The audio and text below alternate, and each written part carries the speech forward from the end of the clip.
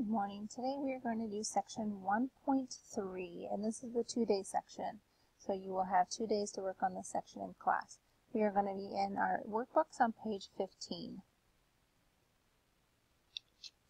Alright, so the first thing we're going to look at is the steps for solving a linear equation. And if you don't know what the word linear means right now, it means a straight line, but we will definitely look at that later in the course. So step 1, use the distributive property to move any grouping symbols. Remember, grouping symbols are parentheses.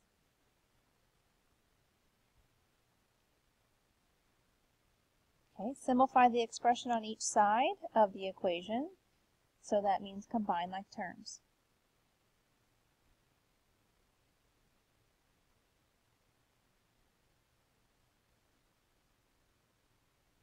Okay, next, collect the variables terms on one side of the equation and the constant terms on the other side.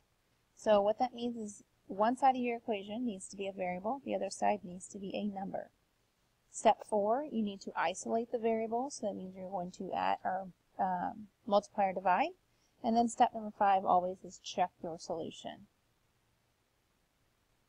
Alright, so let's look at number 1. So first, are there any grouping symbols in this one?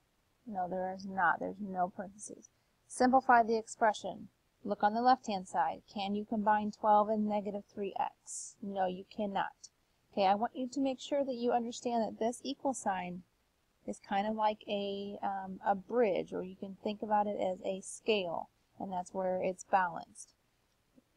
So in order to keep it balanced, you have to do something to both sides. You can't just do it to one. Also, I cannot combine negative 3x and negative 6x because they are on opposite sides of the equation. Okay, so now let's examine this. On the left-hand side, I have a number and a variable. On the right-hand side, I just have a variable. So you want to get your variables together. So what I'm going to do is I'm going to undo this negative 3x. I'm going to add 3x to both sides. Okay, I'm going to carry down my 12, and that equals negative 3x. Now this problem looks exactly like you've been doing, so we're going to divide both sides by negative 3, making sure you're using that nice, pretty algebra. We want to look like an expert at algebra. We don't want to look like someone that doesn't know what they're doing. Alright, so number 2. So let's examine number 2. So we have a number, variable, number, variable. And we need to make sure that we have that there. Sometimes that helps people with the visuals. I'm not really sure. I'm going to highlight my numbers, and I'm going to highlight my variables, just like we did with combining like terms. Alright, so in order to get my variables together, I'm going to have to cross that line. So that means I need to do the inverse operation. I need to undo. So it does not matter which direction you move. I can move the negative 5 first, or I can move the positive 5 first. Does not matter. So I like to add versus subtract. So I'm going to add 5z to both sides. Now I did not touch that 7, so I'm going to carry it down. Bring down my 17. I'm going to add 5z plus 5z is 10z. Okay, now you moved your variable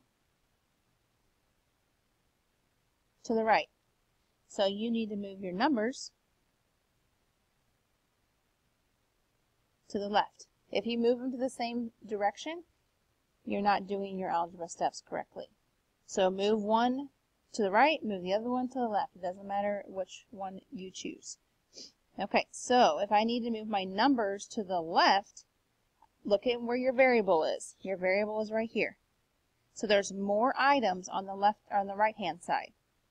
Okay, so you want to eliminate the 17. So we're going to move the 17. So I'm going to undo it by subtracting. Okay, so 7 minus 17 is negative 10, which equals 10z. Now you have a problem that you are used to. Divide by 10, divide by 10, z is negative 1. All right. Let's do number 3 together.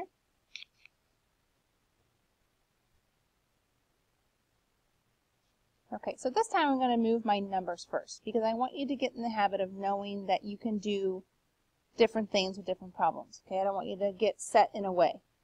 So let's move our numbers. So let's move our 25 to the left. So I'm going to subtract 25 from both sides.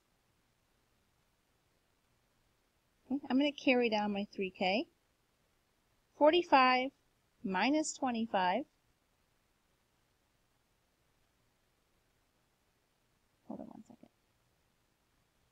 All right, sorry about that break. So 45 minus 25 is positive 20 equals, make sure you always have that equal sign. You got to know where your equal sign is. And all we have left is 8k. So now you need to stop and examine what you have. Which side of your equation has the most items? And hopefully you're saying the left-hand side. Okay? Now, look back what you just did. What did you move first? Did you move a variable or did you move a number? We moved the number first. So you do not touch the numbers anymore. Okay, those are called constant terms. Do not touch those constant terms. So we need to move our variable now. So we're going to subtract 3k. You really got to think about what you're doing while you're doing these problems. So 20 equals 5k. Once you're here, divide by 5, and k is 4.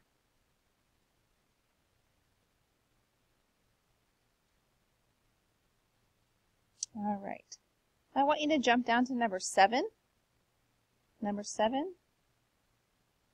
And I want you to do that problem and pause this and come back for when you're ready for your answer. All right, how did you do? Number 7. Look through my work. Now you might have done something different, but in the end we should have still gotten the same answer. A equals 3. Okay, if you did not get that answer, go back and look through my work and see if it makes sense to you. And if it doesn't, I want you to circle that problem. We will do it in class together. All right, now we are going to do a problem that has, let's look at number 5. We're going to go back to 5. Okay, so let's examine number 5. On the left-hand side, there's nothing to combine. There's a variable and a constant term. Let's look at the right-hand side. Okay, these items are on the same side of the equation, this 2q and this q. So what does that tell you? It tells us that we can combine those. So first, we need to combine like terms. Just going to rewrite that left-hand side. 2q plus another q is 3q minus 2. Now we have a problem that looks just like the ones we've been doing. So go ahead and work through it. I'm working on it right now. You can check your answer when you're finished.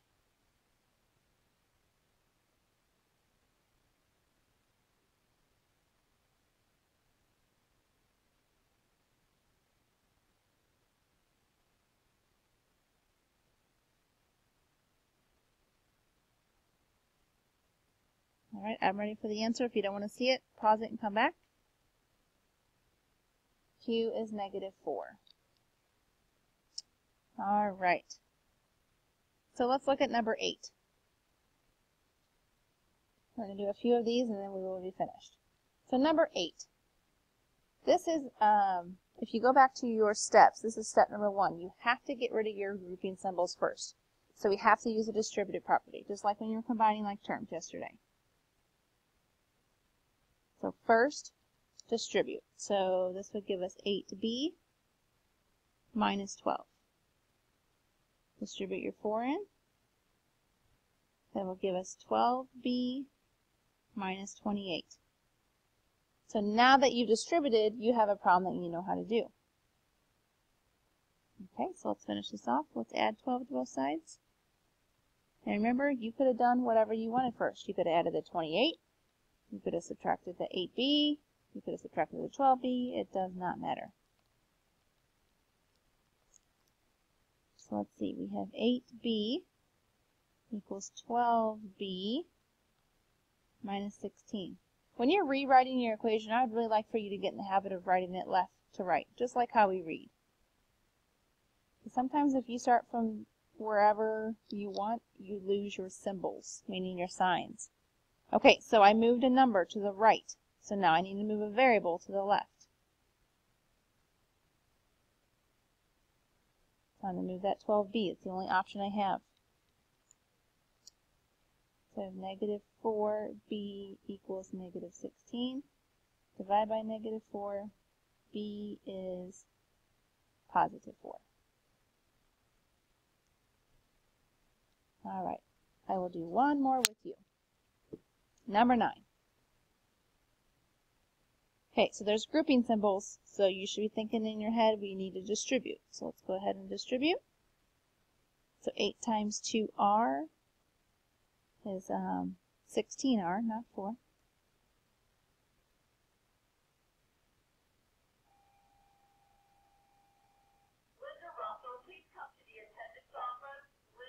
All right, sorry about that announcement.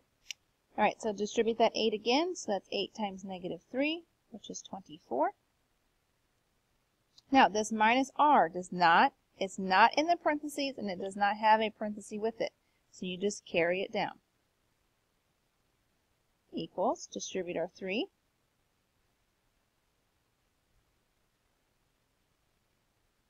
Okay, so now that you've distributed, number 9 looks just like, what problem was that we did? Number 5. So the left-hand side, if you notice, has some like terms we need to combine.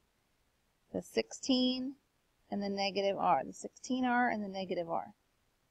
Okay, so 16 minus, remember there's a 1 here. So 16 minus 1 is 15r.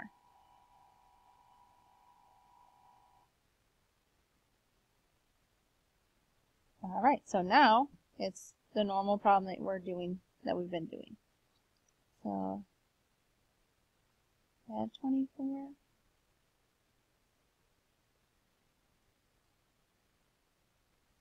So 15, that's a lie. Back that up. 15r equals 9r plus 30. Okay, I moved my numbers to the right, so I need to move my variables to the left. So I have 6r equals 30. Divide by 6. R is 5. All right, so I know this is a lot to take in, but we're going to practice this and practice this and practice. So practice makes perfect. So I would like for you to try number 10, and I want to see that answer when you come into class. All right. So have a good evening, a good morning, whenever you're watching this, and I will see you in class. Bye-bye.